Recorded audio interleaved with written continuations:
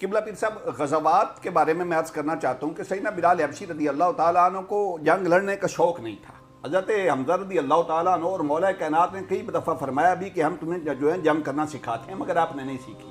کام صرف یہ تھا کہ سیدنا بلال حبشی رضی اللہ تعالیٰ عنہ جنگ بدر سے لے کر تبوک تک آقا علیہ الصلوۃ والسلام کے ساتھ رہے ہیں، مگر کام صرف یہ تھا کہ میرے آقا کے جو ہے موافق کے طور پر ساتھ ہوتے تھے اور آپ کا علیہ الصلوۃ والسلام کے پیغامات پہنچاتے تھے۔ جنگ بدر میں سیدنا بلال حبشی رضی اللہ تعالیٰ عنہ آقا علیہ الصلوۃ والسلام کے ساتھ خاص تھے اور خاص غلاموں میں تھے۔ اور دیکھیے رب کائنات پھر مقام بھی قبلہ کتنا عطا کرتا ہے نا۔ جب جنگ بدر میں امیہ بن خلف کو قید کیا گیا، عبد الرحمن بن عوف کے پاس تھے، تو دور سے سیدنا بلال حبشی رضی اللہ تعالیٰ عنہ نے پکارا، فرمایا اگر اس کو آپ نے آج قید کر لیا، چھوڑ دیا تو یہ بچ گیا تو میں نہیں بچوں گا۔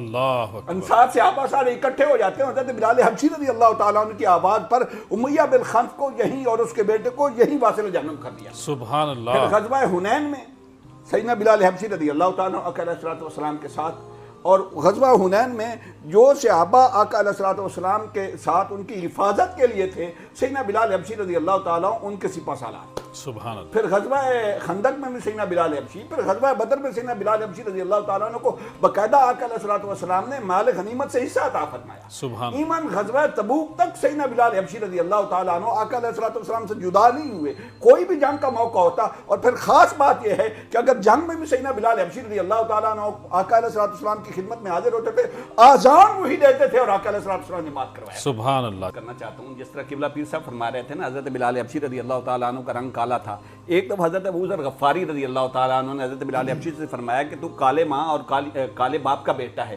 تو آقا نعمت صلی اللہ علیہ وسلم کو پتہ چل گیا، آپ نے فرمایا ابو ذر آ کے میرے بلال سے معافی مانگو۔ سیدنا ابو ذر غفاری رضی اللہ تعالیٰ عنہ خدمت میں حاضر ہوئے اور حضرت بلال حبشی رضی اللہ تعالیٰ عنہ کے سامنے آ کے لیٹ گئے، فرمایا جو سزا دینا چاہتے ہو میرا نبی مجھ سے راضی ہو جائے۔ سبحان اللہ۔ سیدنا بلال حبشی رضی اللہ تعالیٰ عنہ نے آپ کو اٹھا کے اپنے سینے سے لگایا۔ اور ایک واقعہ بہت ساری مستند تاریخی کتابوں میں نقل ہے کہ سیدنا فاروق اعظم رضی اللہ تعالیٰ عنہ کے دور اقدس میں مال غنیمت تقسیم ہو رہا تھا اور قطار میں لگے تھے، صحابہ لے رہے تھے۔ اب دور فاروقی دیکھیے، سیدنا فاروق اعظم کا جلال کس کی جرات ہے قطار توڑ کے آگے آ جائے؟ تو سیدنا فاروق اعظم رضی اللہ تعالیٰ عنہ نے حضرت بلال حبشی کو بطور خاص بلایا، فرمایا کہ تم آگے آ جاؤ، قطار توڑ دو اور آگے آ جاؤ، تمہیں مال غنیمت میں دینا چاہتا ہوں سب سے الگ۔ تو حضرت ابو سفیان رضی اللہ تعالیٰ عنہ نے فرمایا کہ یہ کیا قانون ہے تاریخی تم؟ فرمایا کہ قطار توڑ کے آگے آئے؟ فرمایا نہیں، بات یہ ہے ابو سفیان، جس طرح آپ اسلام لائیں وہ بھی مجھے پتہ ہے، اور جو مصیبتیں اور مصائب اور تکلیفیں بلال نے برداشت کی وہ بھی مجھے پتہ ہے۔ اللہ۔ صحابہ میں میرے آقا فرمایا کرتے تھے کہ بلال وہ ہے جو مجھ سے بھی پہلے جنت میں داخل ہوگا۔